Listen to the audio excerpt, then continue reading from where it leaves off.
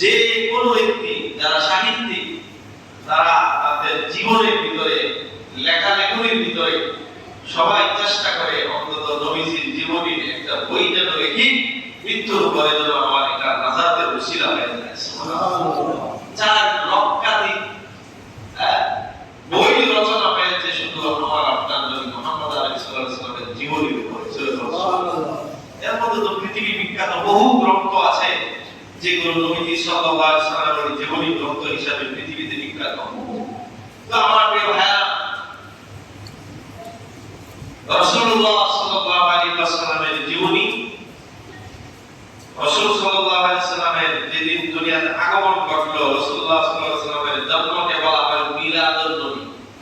মিলাদ এটা আরবি শব্দ, মিলাদ মানে কি? জন্ম।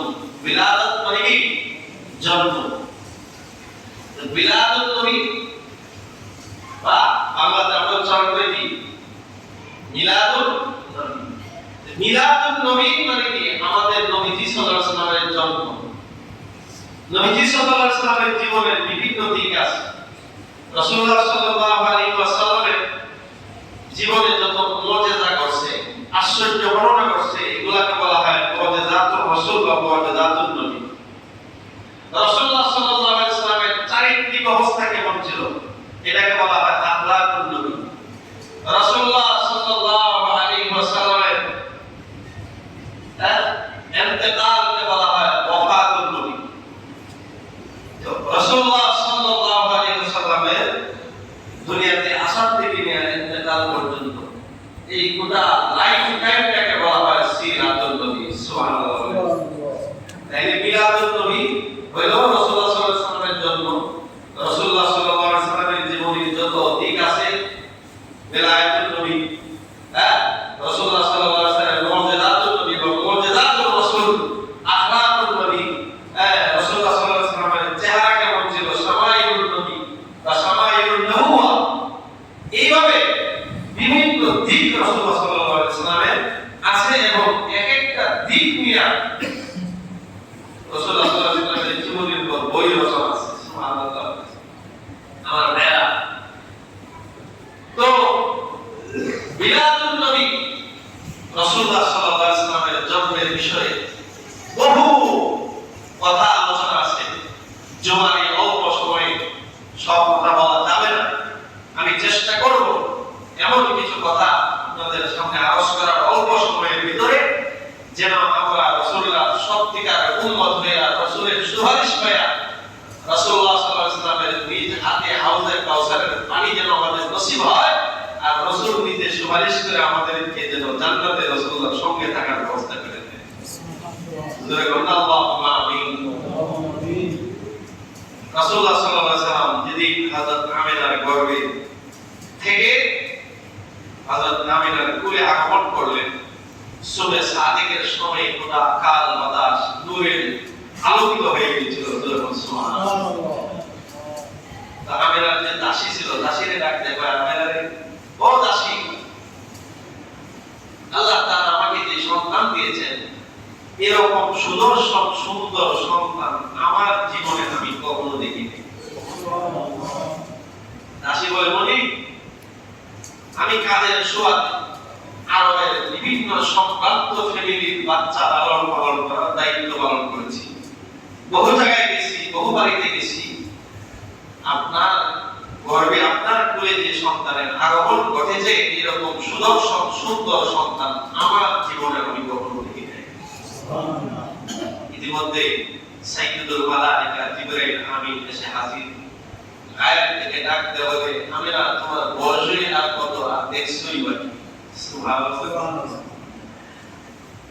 হে আল্লাহর রাসূলের জননী, তোমার বয়স কত আর দেখছই বাকি? আমি সাইয়্যিদুল মালায়েকা জিবরাইল আমিন। আমাকে আল্লাহ তাআলা সৃষ্টি করেছে লক্ষ লক্ষ বছর হয়ে গেছে। সুবহানাল্লাহ। লক্ষ লক্ষ বছর হয়ে গেছে। পৃথিবীর এমন কোন স্থান নাই, এমন কোন জায়গা নাই যেখানে আমি জিবরাইলের বিচরণ হয় নাই। আমি জিবরাইল পৃথিবীর আদর প্রাপ্ত ঘুরে দেখেছি। ও আল্লাহর রাসূলের জননী,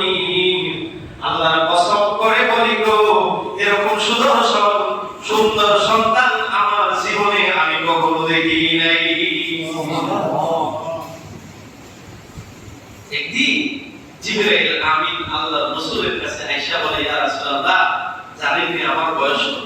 জিবরাইল জিজ্ঞাসা আল্লাহর রাসূলকে, ও আল্লাহর হাবিব, আমার বয়স কত আপনি জানেন কি? জিবরাইল বলে, তোমার বয়স কত? তোমার বয়স কত এটা জানার আগে তুমি জিজ্ঞাসা করো আমার বয়স কত।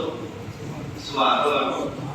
তো জিবরাইল তখন আল্লাহর হাবিবকে ডাকতে বলে, ইয়া রাসূলুল্লাহ, ইয়া হাবিবাল্লাহ, শুনেন গো, আমি জিবরাইলকে আল্লাহ তাআলা সৃষ্টি করেছে। তখন আল্লাহ তাআলা এই জমিনের কোনো কিছু সৃষ্টি করে নাই, মানব দানব কোনো কিছু সৃষ্টি করে নাই। আল্লাহ পাকের আরশে আজিমের সামনে একটা নূরের জ্যোতির্বিম্ব দেখতে পেতাম, নূর বা আলোর টুকরা। সুবহানাল্লাহ।